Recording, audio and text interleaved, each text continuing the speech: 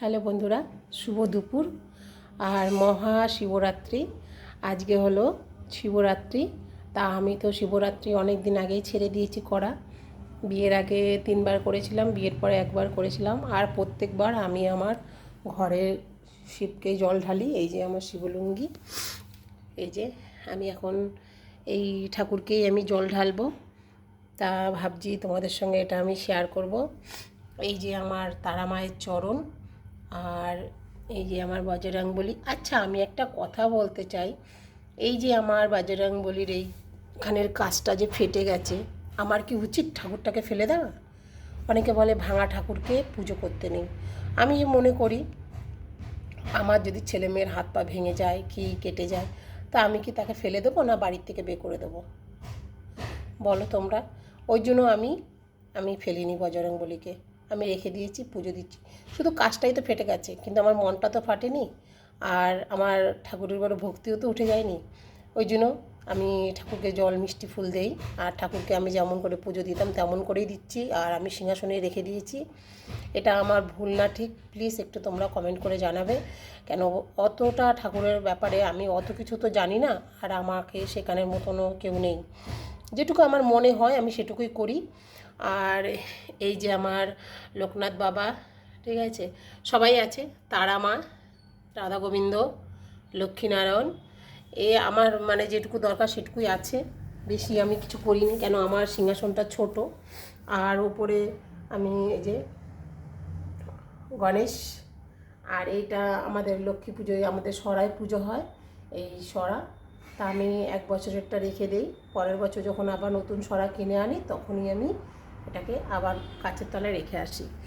তা এই হলো আমার সিংহাসনের আজকে তোমাদের সঙ্গে শেয়ার করলাম। আর দেখো আমি পুজোটা কেমন করে করি।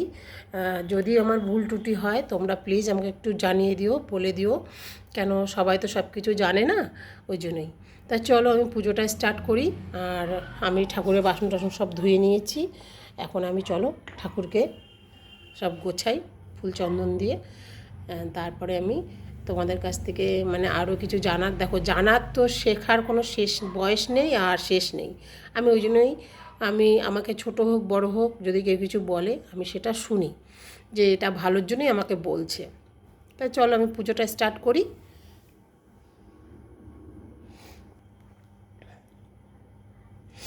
আমি এটা মধু লাগাচ্ছি, উচিত ছিল ঘি লাগানোর, ঘিটা আমার নেই, ঘিটা আমার শেষ হয়ে গেছে, ওই জন্য আমি মধু লাগাচ্ছি। সঙ্গে চন্দন দিয়ে দিয়েছি।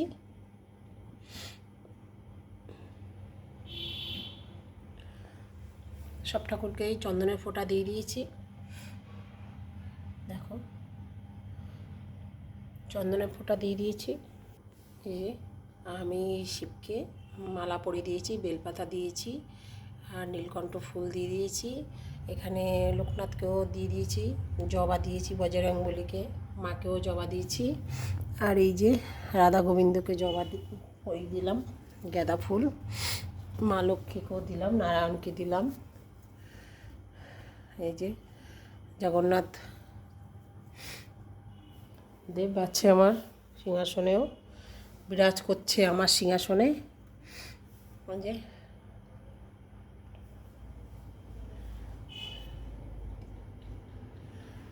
চলো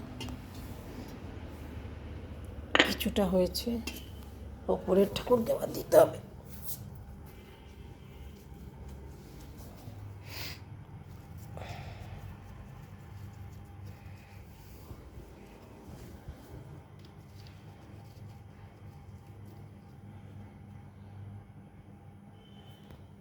জয় বাবা গণেশায় নমঃ।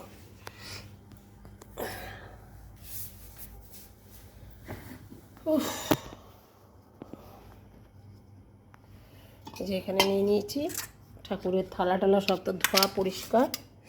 এই যে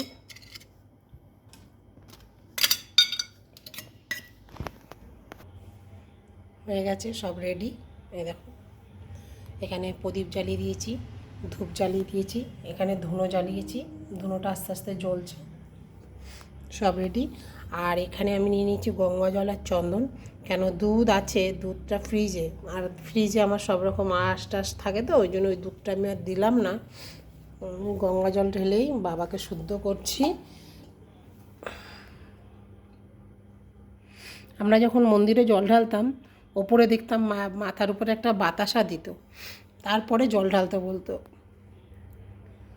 ওম নমো শিবায়,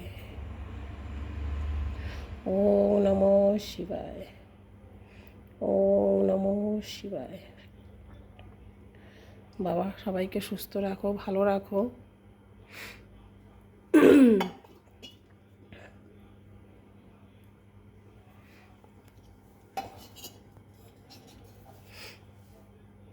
এখানেও আমার একটা শিবের ছবি আছে ছোট করে, ওটা জল ঢেলে দিলাম। এটা গঙ্গা জল তো ওই জন্যই ঢেলে দিলাম। চলো, আমার মনটা তো শান্তি হলো যে না, আমি ঘরে বসেও জল ঢালতে পেরেছি। আর আমার বাবাকে কি সুন্দর লাগছে দেখো এই সাজে। আর আমার সিংহাসনটাও বা কেমন লেগেছে প্লিজ তোমরা জানিও, ঠিক আছে? এবারে আমি আরতি করব।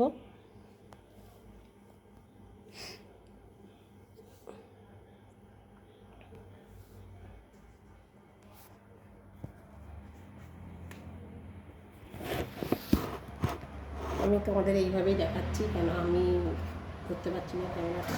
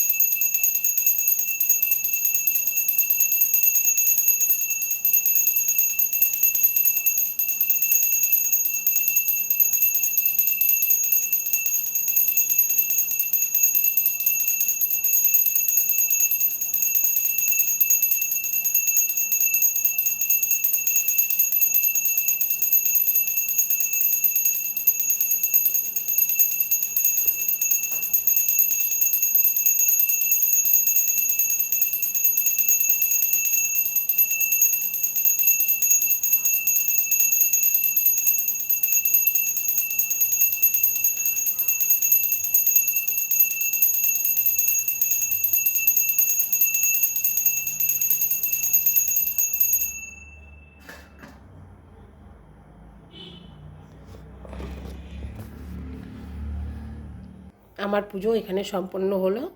তোমাদের ভালো লাগলে প্লিজ একটা লাইক, একটা কমেন্ট, একটা শেয়ার করে দিও আমার ঠাকুরের জন্য। দেখছো,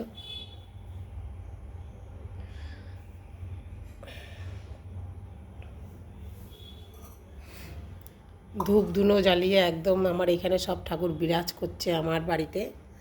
লক্ষ্মী নারায়ণ, গণেশ, বাবা ভোলানাথ, ঠিক আছে?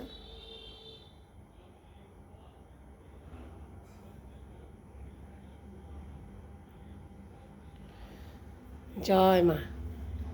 ওম নমঃ শিবায়।